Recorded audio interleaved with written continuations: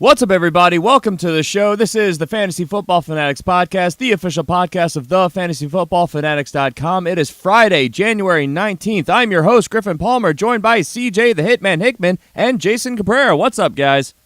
What's up? What's up? What's going Not on? much. How you guys doing? Doing all right. Yeah, you know. A lot better. A lot better? You better? Yeah, stuff is getting You got started. I like it. You got over the Jameis Winston pick? I didn't make that pick. You pick. did in the 6th round. In No, fact. I didn't. It was aggressive. I didn't make that pick. I did not make that pick. The computer did that. He refuses to acknowledge that pick. I refuse to acknowledge it. So my question to you, CJ, then, if you were to hypothetically drop him, like you said, after the draft was over, who did you pick up? Who was still out there? I would have probably picked up like a running back or something. Can't never have too many running backs. Non-specific. I like it. Broad Well, statements. I would have went. Let's see here. Running back, real late. You know what? I'm gonna go.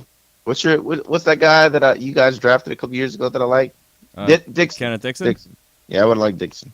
That'd be a nice, actually, really sneaky pick. All right, I like that. Yeah. That works. There, well that done. could be good. There you go.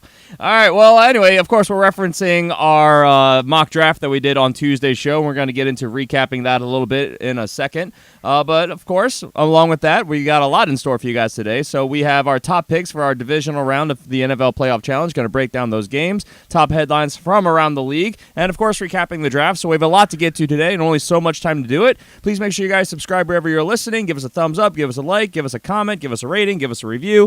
You know, it helps out a lot, and that's how we interact with you guys. And if you have questions that you would like for us to read on the air, you can submit them very easily on Twitter at the FF Fanatics. You can email them to us at thefantasyfootballfanatics@gmail.com. I can't believe I still haven't set up the email address for the website. I kind of completely forgot about it. And I can believe it. you can also submit questions on Facebook at facebook.com/thefantasyfootballfanatics. So we're basically everywhere. And if you want to support the show, get yourself bonus content every week, priority question answering, lots of other perks along the way, head over to patreon.com/thefantasyfootballfanatics. It's good stuff, guys. We highly recommend it. It's a lot of advanced topics. We cover IDP more there, daily stuff, the whole nine. So the more advanced stuff we can't necessarily get to on this show, we cover over on that show. So with that, let's move on to our warm-up question of the day, which is to simply talk about our mock draft. So, guys, it's been a couple days. We've had a chance to reflect on the draft, and we've all jotted down a couple things that stood out to us from the draft. And I guess I'll start us off by simply pointing out I really am excited about this draft because just look at the talent in the top 2 rounds. I mean, another point that I made was that there were 15 running backs, 8 wide receivers, and 1 tight end taken in the top 2 rounds. Just that there's that many running backs that are deemed worthy of a top 2 round pick. I mean, are people going 0 wide receiver here? I mean, there's so much talent. And I don't know, what were your guys' thoughts on this? Did this kind of sway your opinion? Because in the last couple of years, we've been seeing a lot more wide receivers, at least a 50-50 split in the early rounds.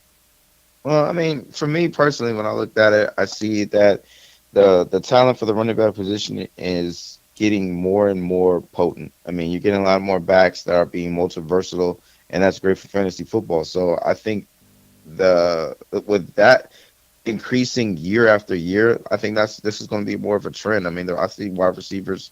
Of course, you're going to get your ABs, your Odells, a little teaser about the Julio. That might be a question mark behind that. But, you got those guys, those top guys, they're most likely going to stay there in that first round. But I see a lot more wide receivers going in the second round versus in the first round, like years past. Yeah, I've always believed that the running backs are going to go like crazy in the first 2 rounds. I mean, there's only so many running backs, as we've said, that are consistently as good as they are. And with these receivers, I think a lot of this has to do with the uncertainty surrounding the league right now. I mean, like we said, this is way, way, way too early to be doing a mock draft because there's so much uncertainty. There's a lot of quarterbacks that are going to be moving around. You don't know the quarterback situation. There's coaches moving around. You don't know their situation. So a lot of these guys ended up in the 5th round that would normally be up in the first 3 rounds. Allen Robinson, Josh Gordon's probably going to go up. Michael Crabtree will probably go up eventually. Golden Tate. All these names of Adam Thielen. I mean, we don't know what's going to go on in Minnesota. We don't know who's going to be the quarterback there. So Adam Thielen, I think, could be a top three round pick because he went in the 4th round. I think he could slip up into the 3rd round easily. He could. I think it's a little bit of everything, honestly. 'Cause the more I think about it, I mean, we had that massive drop-off a couple years back where everyone was so scared off by the running back position. That's when we started seeing, here we have 15-8 is the ratio of running backs to wide receivers. I feel like it was more like 17 wide receivers to just like 5 or 6 running backs in the first couple rounds that following year. Everyone was talking about the zero RB approach. And here we are, I think, getting back to the norm. Like CJ said, the pass-catching running back with today's NFL, the way it's evolving, I mean, that's essential. And like CJ also pointed out, it's also great for fantasy football. And running backs are much harder to replace and stream because unless there's an injury or somebody goes down, you're not lining up. Some of these teams have 3 wide receivers that are viable. A decent number of them have at least 2. So, I mean, you can find value places, but unless you're picking people up, via injury, it's just not a good option. So that's more waiver wire. Here, I drafted, 4 running backs in the top 6 rounds. So it's definitely, I think it makes sense. I think this is something that we will probably see come draft season. So that's the first thing that stood out to me. It's just how the league is changing and how fantasy is kind of responding with it. Who wants to go next? Oh, I'll go next. Hey, so here's my thing. I'm looking at this and kind of picking off of what you're saying, Griffin. I'm looking at Davante Adams. Listen, I'm not trying to pick on Green Bay wide receivers, but when I look at him and I look at where he went, he went in the 3rd round in this little scenario draft that we went, and I'm looking at the scenario that happened. Granted, Aaron Rodgers went down, and that had a big part in that. But even if Aaron Rodgers didn't go down, Aaron Rodgers is statistically shown that he adores your boy, Jordy Nelson. And, he's starting to build that chemistry. I mean, you saw that in that Cowboys game where they came back. And he went in the 4th. Oh, the back of the 4th? Okay, cool. I mean, that's still a little too high to me, in my opinion. Looking at Davante Adams and just at his performance, I think this is a guy that should be going in the 5th round, maybe. I mean, I think that was still a little too high, even in the 4th. And just like we were talking about all the talent that's out there, because I'm looking at these 4th round picks. There's so many other guys I would have picked before I get to him. I mean, I would still go running back with Jay Ajayi was in there, Golden Tate was in there, Evan Ingram, a guy that we were talking about. That's a tight end position. Adam Thielen, absolutely. Even Tyreek Hill, Marshawn Lynch, Isaiah Correll. All these other guys I would pick over Adams. And I'm not throwing shade on Adams.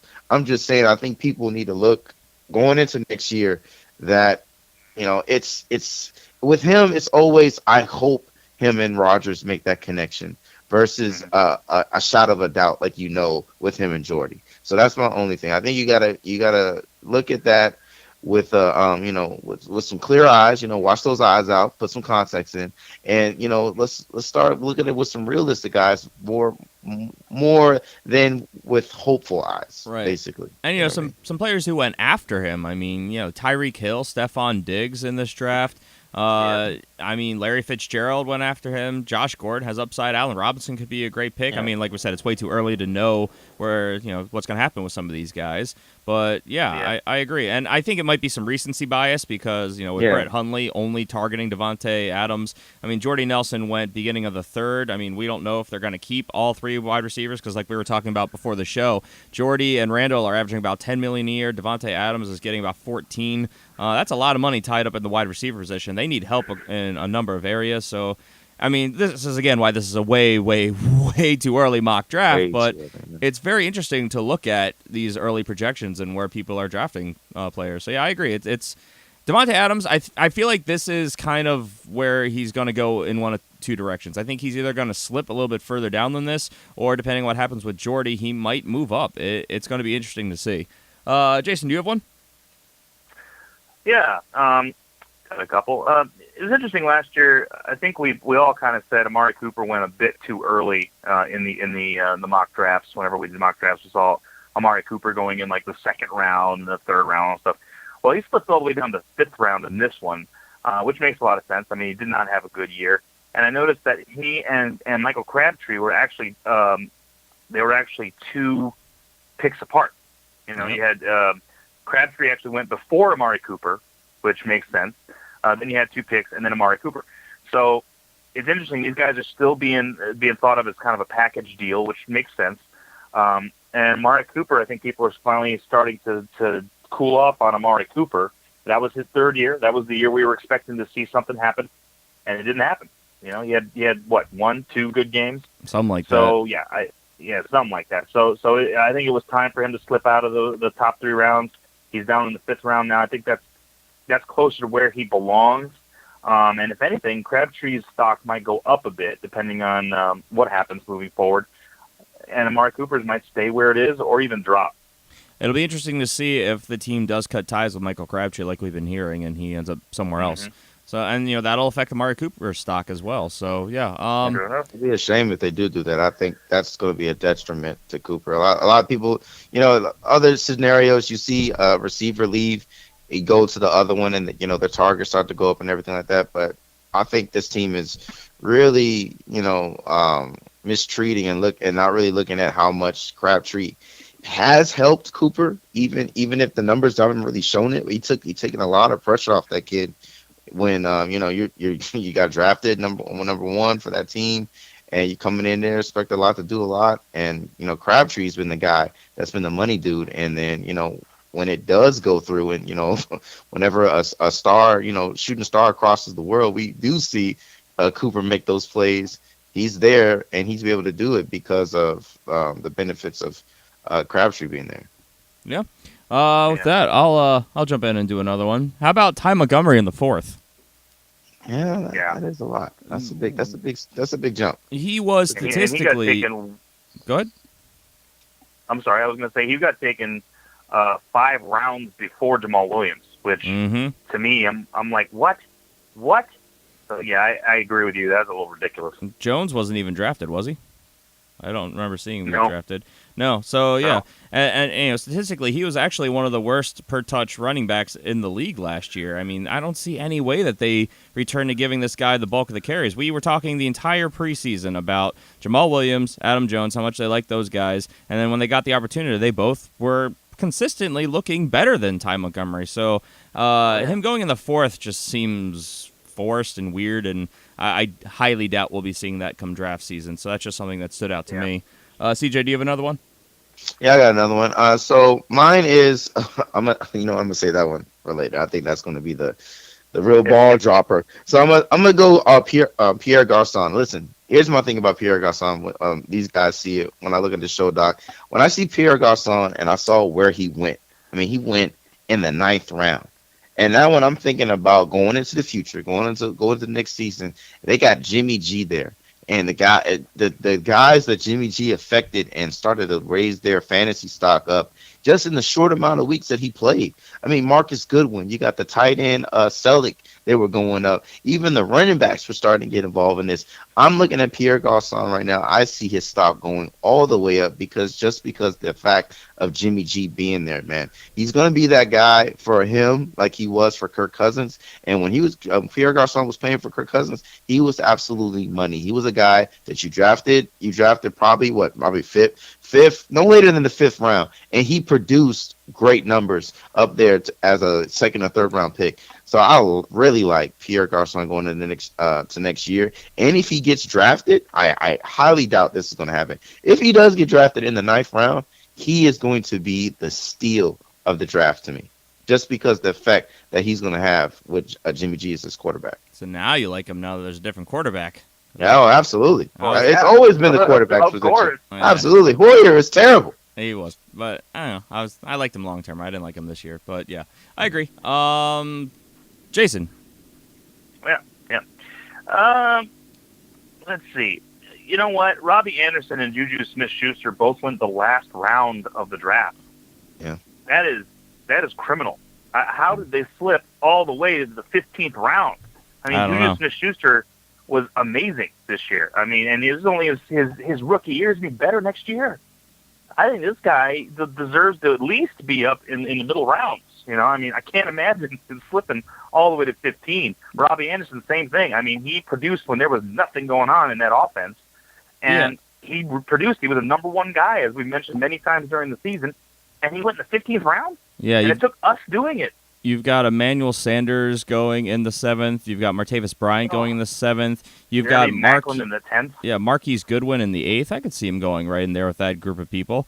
So yeah, no, I completely agree. So yeah, it's criminal with Juju and Robbie Anderson. It was it was volume, it was opportunity, it was a quarterback that focused solely on him. But this is not the first time we've seen it, and I mean, I like him long term. So especially with oh man, why am I blanking on his name? The other wide receiver in New York that missed the whole season. Yeah, that guy. Oh, Quincy Enunwa? Yeah, Enunwa. Thank you. I remembered Quincy. I couldn't remember his last name. Yeah, with him coming back, I mean, it could be a decent 1-2 punch that with a we'll get to the news, but a new offensive coordinator in town, maybe a new quarterback, who knows? So 15th round, maybe. Late round flyer, why not on Robbie Anderson?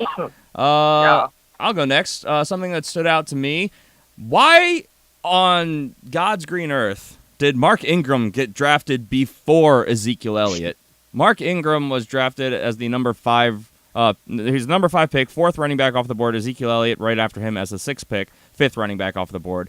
Did people not watch football and realize that the only reason Ezekiel Elliott struggled late in the season was because he missed 6 weeks with a suspension?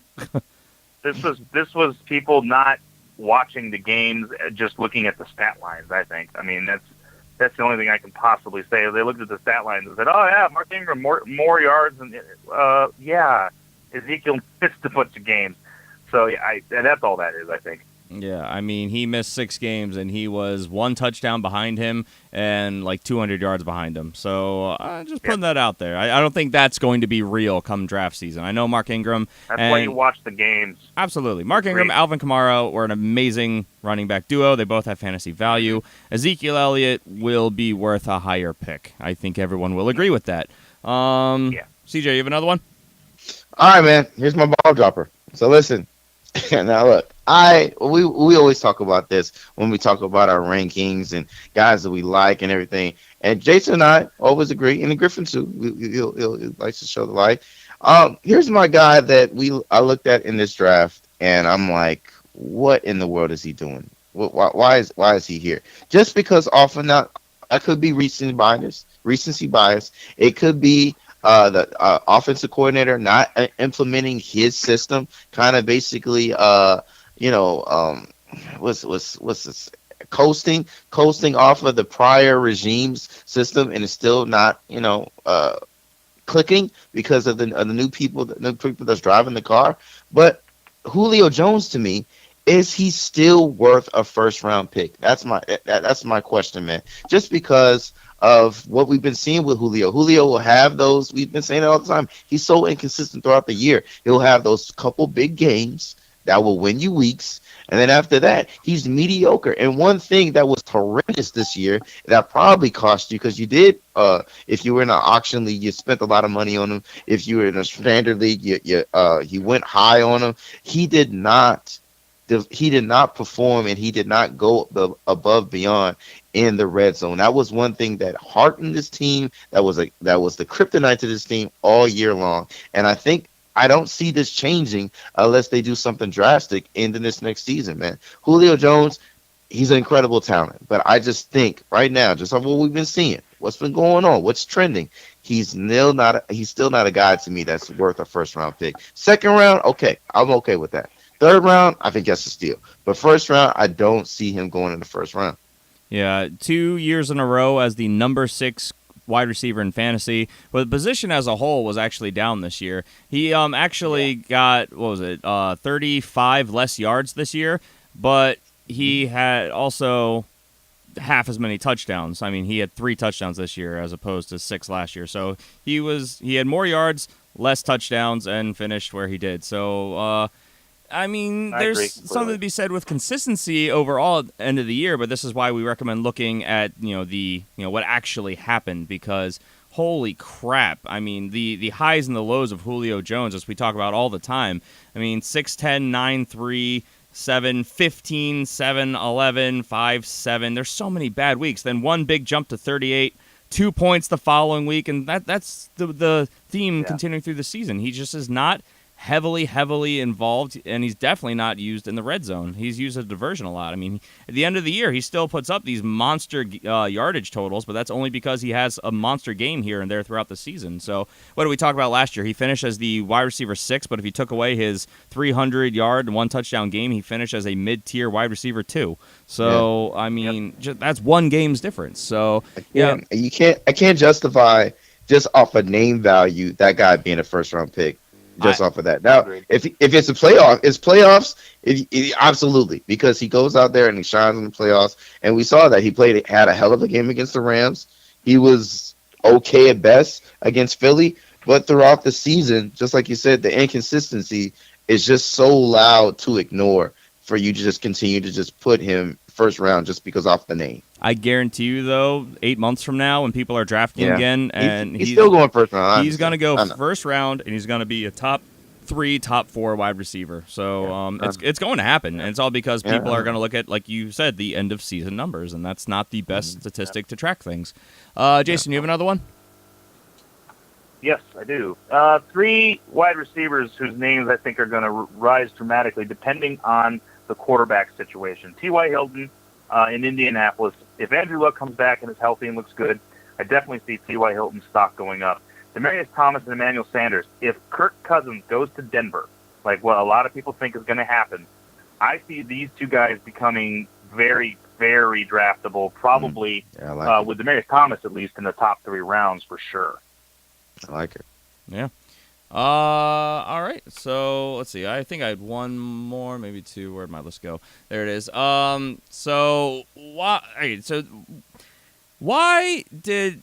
Well, we know why Jameis Winston went number 6, but Matt Ryan being the number 7 quarterback off the board ahead of like Deshaun Watson, for instance, Kirk Cousins, Carson Wentz, which Carson Wentz does intrigue me because coming back from injury, we've always seen that quarterbacks tend to be a little bit more hesitant. It's just a very interesting list because in total, Tom Brady went first, so he went ahead of Aaron Rodgers. So that intrigues me. Though it's a common argument, which one, and we always say Aaron Rodgers, when healthy, is the number 1 quarterback. Maybe people are scared. Who knows? It could be Tom Brady was the highest volume quarterback in the league this year. Who knows? Russell Wilson, we've seen he turns it on late and ends up finishing the year strong. Drew Brees came 4th. They're much more of a run team now. But he's even said that he's willing to give the Saints a home team advantage to stay in New Orleans, so he's probably going to be back, so he'll probably still be good. Jared Goff 5, Jameis Winston 6, Matt Ryan 7, Deshaun Watson 8, Cam Newton 9, Kirk Cousins 10, Carson Wentz 11, and then Jimmy Garoppolo 12. So very interesting list of quarterbacks. And of course, then after that, we see Marcus Mariota, Andrew Luck, and Ben Roethlisberger, Derek Carr, Phillip Rivers. There's a lot of talent here, and if they all live up to their expectation, I mean, you can still get them late, but just the running order alone was enough to intrigue me. Is there any of these names that really kind of stood out to you or shocked you guys? Well, that Jameis Winston should not be there. I mean, that's the computer's fault. But I think going into this season, man, and it all depends on where he goes. But if I agree with Jason, if Kirk Cousins goes to Denver, I do see him in rankings. He's gonna climb on my boards. I know he's been a guy that I put maybe like in mid-teens, early 20s, but just off of paper alone, just the talent that's there, I think he's gonna have a better talent than he had when he had all of his weapons there with Deshaun and Pierre, and even with Jordan Reed. I think he's still gonna put up some great numbers because that's just what that team is. That team wants to throw the ball now. It's different than when Kubiak was there. So it's going to be a throw first team, and he's going to have help with CJ Anderson, Jamal Charles, and then I forgot about the other kid's name. He'll come to me. But I like Kirk Cousins. That's a name that really stands out to me, and that he should go up. And then if Cam just takes that next step, gets those completions up a little better, then I can see him going up as well. I know you guys are not a fan of him, but I like Cam. One name that I agree with you. You mentioned him is Deshaun Watson, and look, I know what he did this year. He is not going to repeat that. That was hyper efficient. It was crazy. People didn't know what to expect from him. He was a rookie. They didn't know how to scheme him. So he's not going to be that efficient. However, he is still going to be very, very good. He's got the top receiver in football this last year in fantasy football, and they're going to build around him a bit more. They're going to give him some more talent. So I think Deshaun Watson is going to definitely climb up this list. I think his name will end up going before names like Matt Ryan, like Jameis Winston, maybe even before Drew Brees, because of the fact that Drew Brees is doing a little bit more handing the ball off and less throwing the ball than he used to, and probably before Jared Goff, even though I like Jared Goff, what I saw this year. So I definitely think Deshaun Watson is somebody that's going to climb this list as we get closer. And again, this is people looking at bottom line stat line. When you watch Deshaun play, he was phenomenal. So yeah, just looking at stat lines ain't going to do it. Yeah. I just enjoy your pointing out of Cam Newton there, CJ, because have you I know we haven't really gotten around to our rankings, obviously, because that's a long ways off, but we're coming up on our recap shows, so I don't know how much prep work you've already done for that, but one thing that just really made me laugh, I was looking at Cam Newton's stats and how he finished where he did. The reason why Jason and I were not very high on him, as I'm sure many of the listeners will recall, is because everything we were hearing coming into the year about how he was going to get all this less rushing attempts. They're going to pass the ball more. That's why they got Christian McCaffrey, so he could dump it off more instead of running it himself. Well, he set career highs in rushing attempts, yards. He put up 6 rushing touchdowns, which is not his career high by far, but I mean it's right around his average. So I mean it was all BS. Where on the passing side, he actually had less yards, less attempts, and only 2 more touchdowns than he did a year ago. So it's you can't teach a duck to win a sprinting contest. Okay, well, Cam hold Newton is going to do his thing. That's what he does. That's why he is as good as he is. And like I said this in the off season, they can say all they want to. Oh, we want to make him a pocket. He's not a pocket quarterback. He's not accurate enough to be a good pocket quarterback. He's got to run to create space for his weapons. So yeah, I completely understand why this happened, and every time they try to change him, this is going to happen. Okay, so listen, in Cam Newton's defense, this team came out in the year. They traded out his wide receiver that he had the chemistry with. Kelvin Benjamin gone. Yep. Kelvin Benjamin gone. His favorite target in Greg Olsen was hurt, injured. Didn't come back till later on in the season. Now he's going out there. I'm not comparing him to this man. But I'm just saying, remember when that stretch was when Tom Brady didn't have any of his receivers and he's out there playing with a bunch of rookies, and how he struggled and how they were like, oh man, Tom Brady doesn't have it. Tom Brady needs to build chemistry with this. He needs to elevate the players that he's playing with games up. That mindset, that's the same thing Cam Newton had to do. So listen, they try to make Cam Newton into the pocket quarterback. I want to actually see him do that because I think that's going to help his game and it's going to extend his career later on, because he's not going to keep this up, this rushing stuff. We love it, but he's not going to continue to keep this up going on from years to years. He's going to slow down. His legs are going to start to get heavier, and he's going to have to start relying on his arm better. So listen, what they need to do, this Panthers team, they had to get a new offensive coordinator in there. Offensive coordinator is gone. They need to start getting more creative and get these guys that they brought in that are younger, that are more versatile, and to be more weapons for him. With Christian McCaffrey, you got the kid Samuel there, that kid Bird. These kids that are going to come into next season are going to have more experience, more confidence, and more time with Cam. And once again, this what we all were talking about with Cam coming into this year with that shoulder injury, that he has another year, another offseason to get that shoulder healthy and right. I think Cam is going to be good going into this next season, man. He has too much stuff working for him now with this team actually addressing these needs and start being boring. I think their offense is, to me, their offense was as boring as the Tennessee Titans. This is a boring offense. They had to get out of that box. They have stuff. They have weapons now. I just want to give. I'm going to give them some time. But I like this going into this offseason that they can be able to get it going. Yeah, but Norv Turner's offense hasn't been interesting the last couple places he's been either. Well, so of course not. I just don't know. I'll say this about Cam Newton there, CJ, to your point. When he does stop running, when he does try to sit back in that pocket and just be a pocket passer, he will go away. He will not be a draftable option in fantasy because he does not have the accuracy. He does not have the ability to be that guy. When he's going up against guys that can actually sling the ball, like Matt Ryan, guys like Drew Brees, guys like Tom Brady that can actually sling the ball, he's not going to be at that caliber because the legs is what makes him who he is.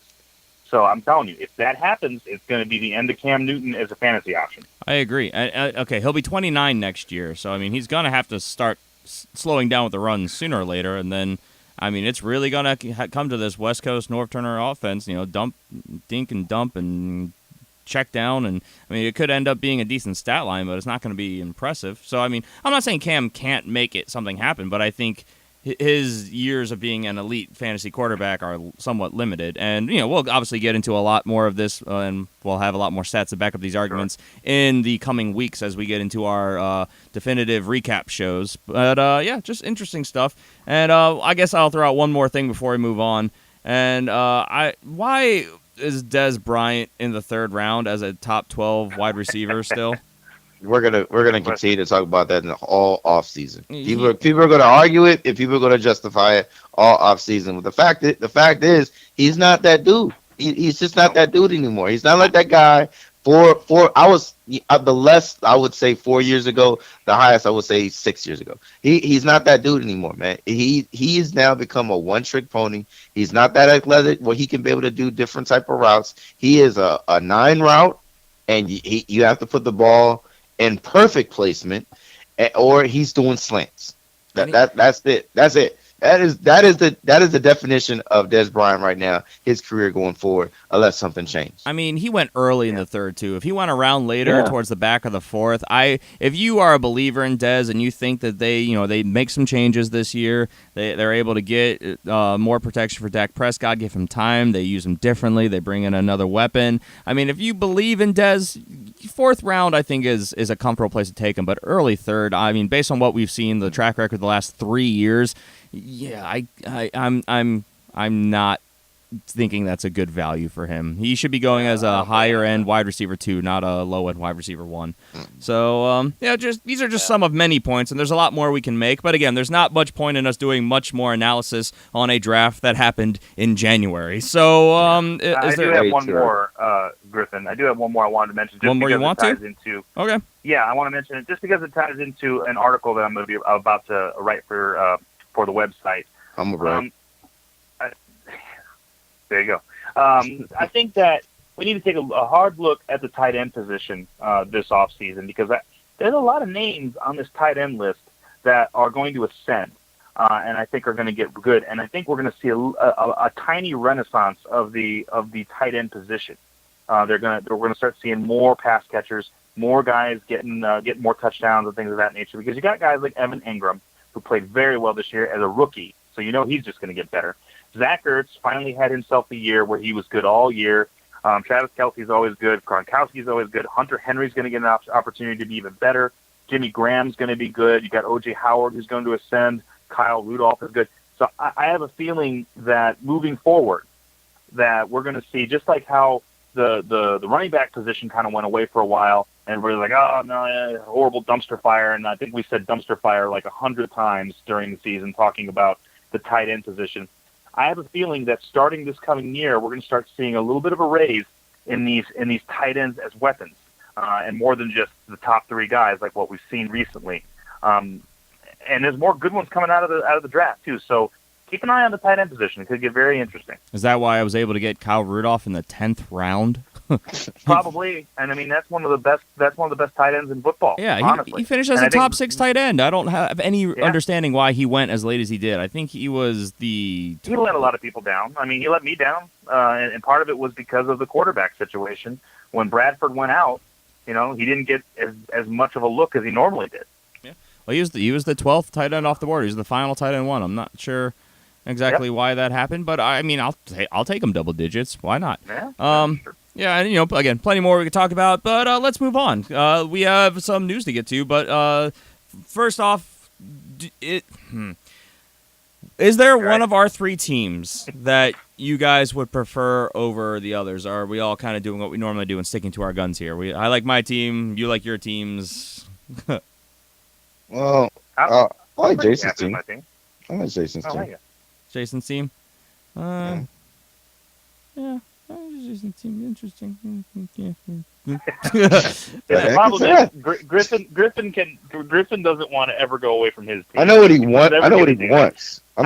He's not getting it from me. What I want is for everyone to go to Twitter, because we're going to put up a Twitter poll, which we'll recap on Tuesday, and see who they would like to have, and we will try and get a screenshot up of the draft, and you guys can tell us which one of the teams you guys like the best. Do we want to recap it, or do we want to move on, our individual teams? Well, they can listen to Monday's show. They can go listen to it, yeah. We'll put it on Twitter. They'll see it there. We can move on. Yeah, otherwise, go back to Tuesday's show and listen to it, and you can hear what our teams were and our thoughts on our rosters and how our starting lineups were going to look. So, yeah.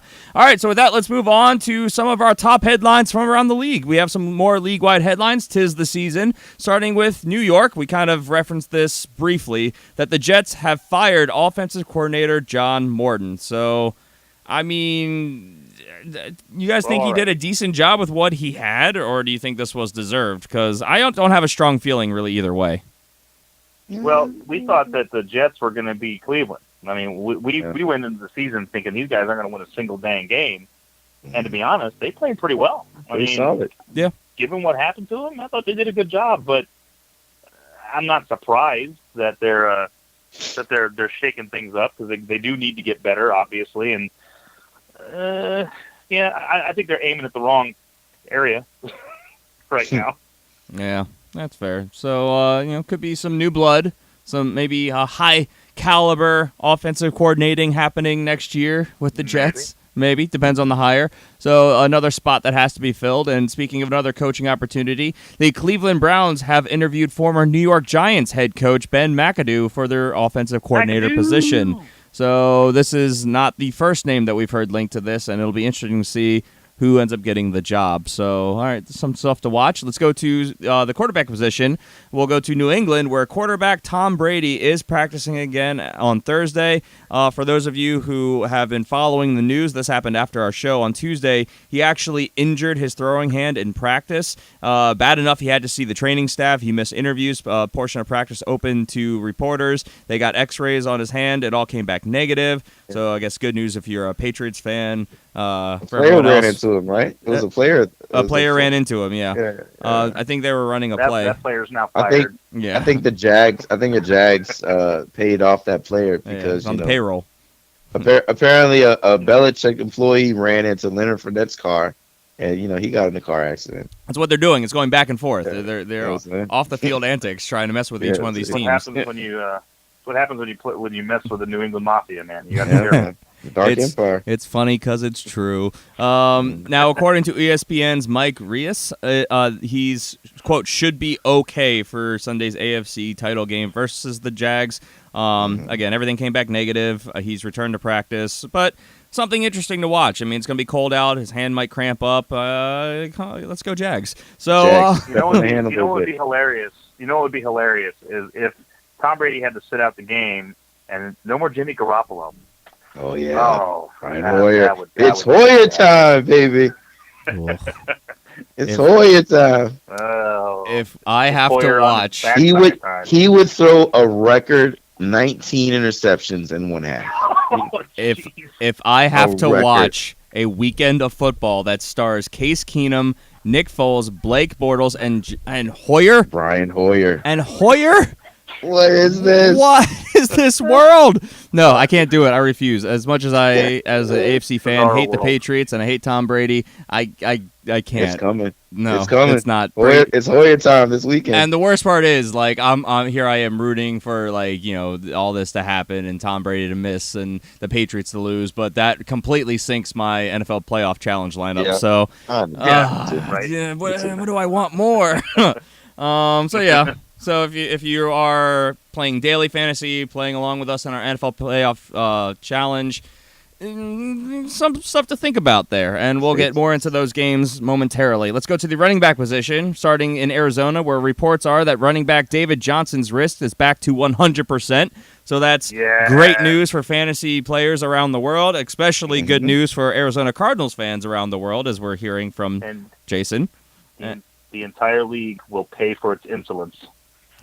Wait a minute. How does the whole league Yeah, get punished for your player because he got getting hurt. by himself? David Johnson will return, and everyone will pay. He That's went all. as what? He went as It's unjustifiable. Why Doesn't matter. is he getting revenge on us? Yeah, what? We did nothing to It's him. like a lightning strike. It's like a lightning strike. You can't even control it. You Listen, didn't do anything wrong. But If anything, you should get revenge on the freaking Detroit because that's where he got injured. Right? I just and they're taking my head coach choice. So yeah, if we play, we're not playing them, but It was his players that got injured and why he left. What are you talking about? yeah. I don't know what the revenge scheme Everyone here will is. Listen, if this goes through and this is okay, then my burning San Diego down, that needs to happen. No, all right, and no one should go to jail for it because it's justifiable. I'm vetoing everything here. I just don't understand the narrative because he nobody was saying anything negative. He got hurt. He's coming back. In our mock draft, he went as the number 2 running back. I didn't say anyone deserved it. I just said it was going to happen. All right. So apparently there's a revenge scheme against the league coming out of Arizona this year. With that, let's go to Atlanta, where running back Devontae Freeman will not require any sort of surgery on his MCL or injured PCL. So some good news there long-term for the health of a pretty darn good fantasy running back. So, he went as a top 12 back in our draft. I expect that to be the norm. Let's go to Jacksonville, where running back Leonard Fournette returned to practice on Wednesday. Of course, he banged up his ankle playing against the Steelers last weekend, so some good news there. Too. It was. He came back into the game, but he did not look like the same running back. He didn't look the same player, no. We'll see. Hopefully he is in tip-top shape because they're going to need him if they have a chance to beat the Patriots in New England. Oh, yeah. And this was a little bit of interesting news. And I honestly don't know how to pronounce his name, so I'm going to try. Tampa Bay Buccaneers general manager Jason. Just stick with Jason. You don't have to. Just don't go any further. Just stop there. Just leave it at Jason? Just leave it at Jason and continue. It could be Jason Cabrera then. Jason Cabrera own the Jason Tampa Bay Buccaneers? Why would Jason report from Tampa? I don't know. What Tampa information? Yeah. Anyway, fans will know that. Anyway, general manager Jason Licht said that running back Doug Martin, quote, wasn't ever the same, end quote, after returning from his suspension. So I don't know if that is insinuating they think he got, it was like lazy, he was hurt, or he just wasn't motivated. But, we would all agree that everything we were hearing in the preseason and training camp about how amazing he looked and was doing and this, that, the other, we sure as heck didn't see it when he came back from the suspension. So he burned a number of fantasy players. Yep. And that's not good news for Doug Martin. Amazing analysis by that guy. Just amazing analysis. Was he? Was not a suspension? Thanks a lot. Appreciate that. Coming from the general manager, I would assume that Doug Martin's not going to have a job for much longer come the new league year. So I wouldn't think. Yeah, not good. Let's go to some wide receiver news in Miami, where wide receiver Jarvis Landry is seeking a, quote, contract in the range of Devontae Adams. And he just signed a contract with the Packers recently. This is per the Miami Herald's Barry Jackson. So to put that in perspective for everybody, we're talking about a guy who wants to make, was it a 4-year, $58 million contract, I think was the last I heard for Devontae Adams. 4 years, $58 million. I just looked it up. So that's a lot of juice. That's a lot for Jarvis Landry. And he has also come out and said that he is not willing to take a hometown discount. So that's a good way to get on the fans' good side. Yeah. So what's up, Griffin? What's up? I know your Ravens are looking for a wide receiver. You got the bread to spend? We need play breaking talent like Allen Robinson more than a possession guy like Jarvis Landry here. Wow. We got a lot of guys who can do the dink and dunk stuff. Look, we can't draft a wide receiver to save our lives. We know this. Everyone knows this. There's already a rampage coming from Arizona, Griffin. There will be destruction. Let's not provoke them. Look, stay away from Allen Robinson. Let's not go down that road again. No, we all know they're going to a rebuilding year. I'm not that worried about it. And then last bit of news, ESPN Browns reporter Pat McMahon believes that impending free agent Terrell Pryor could be a good fit for Cleveland. So maybe Terrell Pryor returning back to the Cleveland Browns. Interesting. Alrighty. Nothing really to substantiate it, just a little bit of news that was trending, so we thought we'd report it. you know what? I could kind of see it because you got Josh Gordon back, so Pryor wouldn't have to be the number one guy, so that might open things up a bit for him as long as he's able to play better than he played this year. Corey Coleman's still there too. It could be a nice little core. Trio. Yeah, could be nice. I don't know. All right, so with that, let me see how we're doing on time. Bad. We're not doing great on time. Bad on time. But we're gonna deep dive into this more in the Patreon show anyway. But let's go ahead and take a look at our NFL Playoff Challenge Championship Round preview. So, guys, we have made it this far. Where are you guys ranked in the NFL Playoff Challenge bracket right now? I think I'm still second. I'm about to confirm it.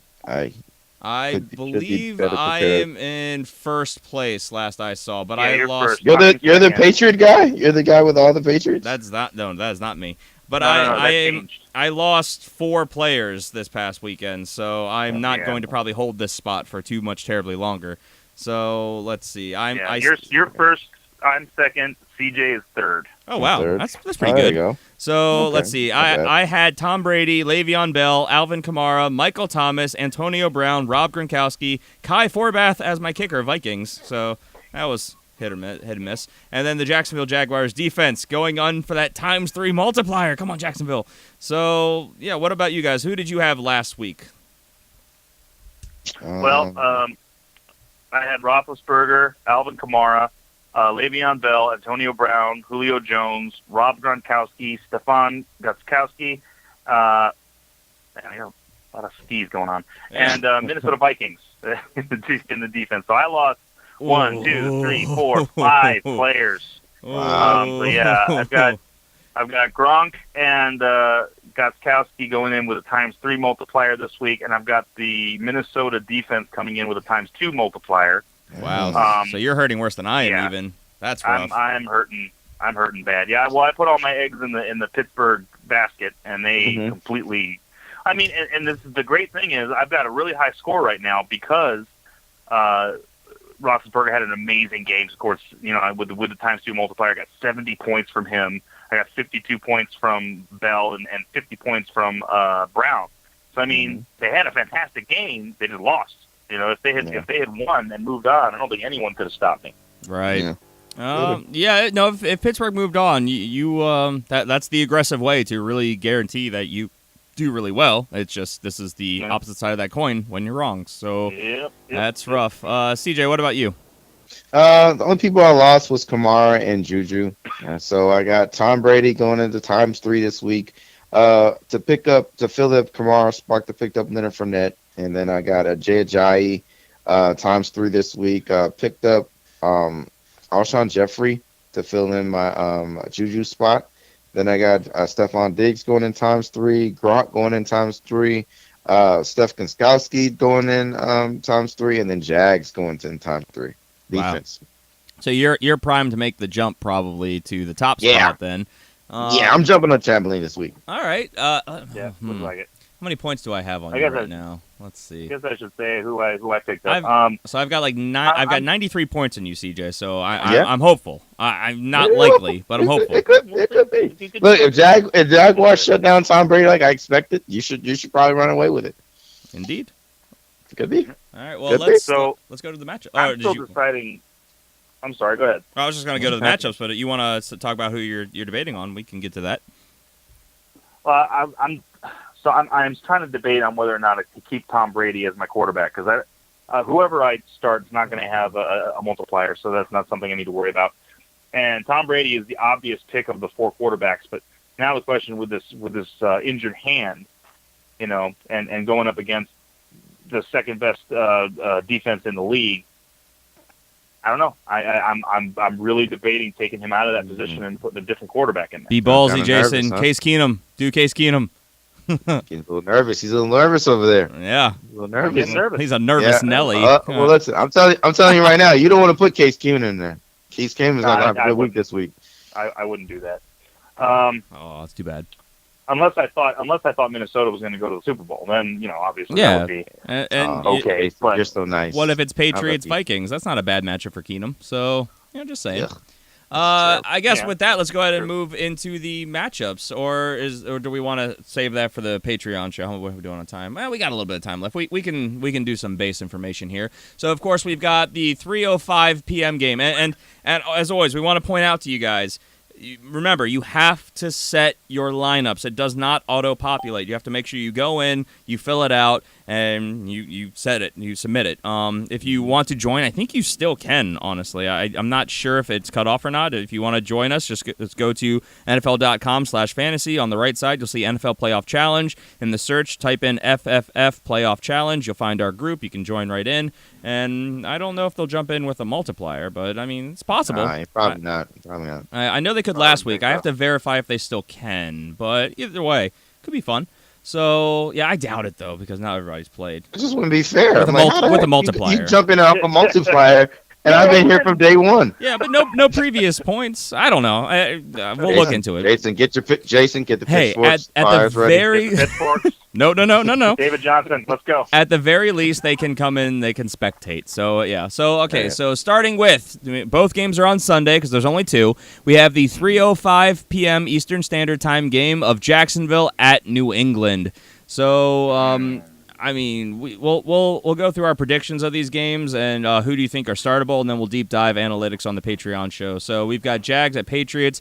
What are you guys thinking here? Who's startable? Who are you leaning towards? How do you think this is going to play out? You know, I put the ball in your guys' court. Well, okay, I'm gonna be real quick. So my thing for Jags wise, I think you got to start their defense. I mean, they're just so optimistic, and they can wreak havoc. And I think they'll probably have a good start, kind of like what the Falcons did. You know how they got to be able to get to Brady. Basically, you gotta get up the middle. You gotta get up the middle, get to Brady. I like Malik Jackson. I like Marcel Darius. I think they both will do that. And then those linebackers, I think those linebackers can cover up those seam routes, those quick routes that Brady likes to throw, and you make it challenging on him. And then they can probably get some picks, and that's gonna be some points. Offensively, I like Bortles, surprisingly, just because his mobility. I think that when it comes to when he gets into a pinch, he can be able to use those legs and get out of that. Yeah. Patriots struggle against mobile quarterbacks.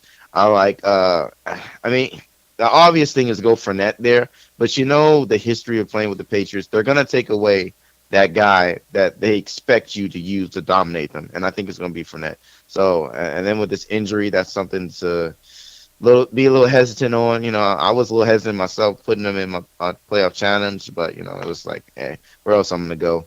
And then wide receiver, I'm taking a shot with Keenan Cole. I think Cole can be able to get some points. Marquis Lee has been doing some great things for them, especially these last couple of games. But I like Cole, man. I think he can go out there and make a couple plays and probably even catch some touchdowns, to be honest. All right, Jason, what do you think?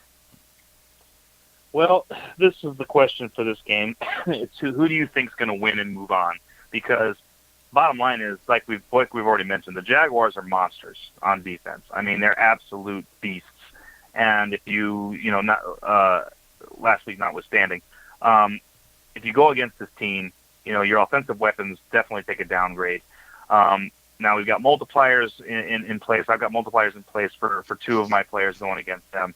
And Gronk, you just got to start Gronk. I mean, he's the primary weapon there in New England, so that goes without saying that you start Gronk. As I mentioned, the question is about Brady and his hand. I think he's still going to be Tom Brady, just as Tom Brady as he always is. The problem is he's going against this monster unit of Jags. So the question is, do you think the Jags will win? If you think the Jags will win, then you probably don't want to start Tom Brady unless you've got him on a multiplier. Blake Bortles could be an okay option because, I mean, if he's going to move on, he'll have that multiplier in the Super Bowl, so he'd be good for you. Leonard Fournette, yeah, you're going to want to start him. He's going to get the production, or the volume, and he should get decent production against this New England team. So yeah, he can definitely be somebody that you could start. Marquise Lee's good. I wouldn't have a problem starting him or Keelan Cole. Keelan Cole is one of those players that shows up and does amazing things when you least expect it. So that could work out really, really well for you. On the opposite side with New England, in the wide receiver, Dion Lewis. First off, Dion Lewis is a good option. to start. If you think New England is going to move on, because Deion Lewis against the Jacksonville Jaguars would not be a good option. If I was just looking at this game by itself, I would say, yeah, I'm not doing that. I'm not starting Deion Lewis against the Jags. But if you have a multiplier on him and you think that they're going to move on, yes, absolutely, you're going to start him.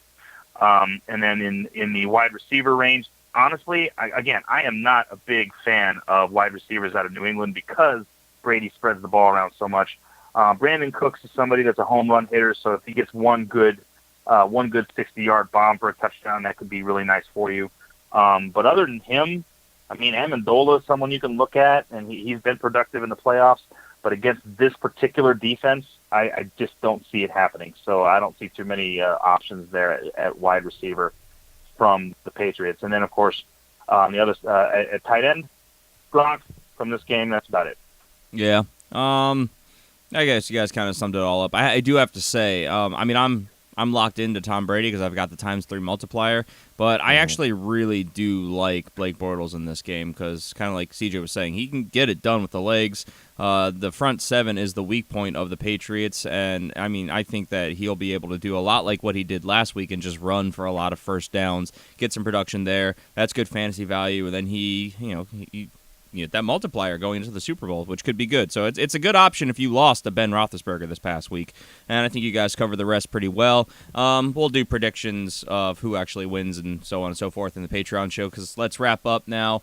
Going over to the other game, we have, of course, the Minnesota Vikings in Philly against the Philadelphia Eagles. 6:40 game, Eastern Standard Time. So I think that there's a lot of options that are startable here. It's just, two pretty hard-hitting defenses. So, I think the upside is limited more than anything. What do you guys think? Let Jason go first. Let Jason go first, man, because, you know me. I do. And we all know who you're going to say, so, it's going to be a dogfight. It really is. I see these two teams. Philadelphia is very, very good on defense. They've got a great offense. And of course, we know Minnesota's defense is monstrous, and the scary thing is going to be if the Jags and Minnesota end up in the Super Bowl, we're going to see a defensive struggle. It'll be awesome in the Super Bowl. It'll be awesome. Minnesota, the first team to ever host a Super Bowl and play in it. Yep, it could be crazy. But let's look at these different positions. So at quarterback, I think both quarterbacks are startable. Case Keenum has proven that he can show up even against good defenses and do good things.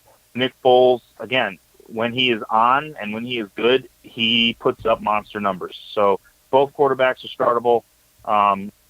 Even against these tough defenses, I wouldn't have a problem starting either one of those two guys. At the running back position, Jarrett McKinnon and Latavius Murray both, I think, are probably okay to start. Murray looked really good last game, so both of those guys I'd be okay with. Jay Ajayi, definitely someone that I'm expecting big things next year out of Jay Ajayi. I think he's still kind of getting his feet under him in Philadelphia and came in real late in the season to Philly. And I think once he's got time to mesh with Carson Wentz, it's going to be great next year. And he could blow up this game. So definitely someone that you could probably start. Alshon Jeffrey at wide receiver for the Eagles, I could definitely see it. In fact, I have him right now in my wide receiver position. He is one of those guys that could really take over a game, And if Nick Foles and him figure out how to connect, it could be really good. Adam Thielen, definitely somebody you could start. He's excellent. Someone I have absolutely no problem saying, yeah, go ahead and put him in. I don't think I would start Nelson Aguilar. He's just too wishy-washy. Sometimes he's great, sometimes he's horrible. And right now, you get too much on the line, so I wouldn't put him in there. And then Diggs is someone you could definitely start. Obviously, he is showing up in the playoffs. He is just showing up. So that's definitely someone you could start. And then in tight end, Kyle Rudolph, he's driving me insane. What this guy is, he's just not doing what he's supposed to be doing, and part of that is because Case Keenum is not targeting him as much as he could. So I probably would not start Kyle Rudolph. Zach Ertz, on the other hand, definitely someone you could start. He's going up against the best defense against the tight end. So that one's going to come down to, do you believe that the Eagles will beat the Vikings and move on to the Super Bowl? All right, and we're already out of time, so really fast, CJ, anything you want to add? Eagles win. How about that? We weren't doing predictions here, you homer. I'm just sorry. I mean, Jason broke it all the way down. I mean, I'm just over here just like, did. good point. Yeah. Nolan Green, good point. I don't know if there's any running backs in this game I'm comfortable starting because they're actually the two toughest run defenses here. There's some wide receiver options, but it's not a fantastic matchup for obviously Eagles pass catchers. Vikings have some options, and they definitely have some weapons. So I mean, there's a place you could look. And tight end, it's a little less than exciting. So, quarterbacks. I think Case Keenum is an interesting choice. That's all I'm saying. I said that in jest earlier, but it's actually a pretty decent matchup. So, let's go ahead and get out of here. We will cover a lot more of this. We'll do a statistical breakdown and all of that good stuff as we move on to our Patreon show, which, again, you can find on patreon.com/the Fantasy Football Fanatics. We'll get into the stats, the analytics, the play-by-plays, the players, the averages, even the weather conditions. That's where we deep dive. So you can find it over there. And make sure you guys tune in on Tuesday when we will be back talking about the results of the NFL Playoff Challenge Championship round. And we're going to be looking back at a couple narratives that may have led us astray over last year's offseason, because we all have these narratives in our head, and we've kind of referenced some of these things we expected, things we heard, some coach speak, some this and that.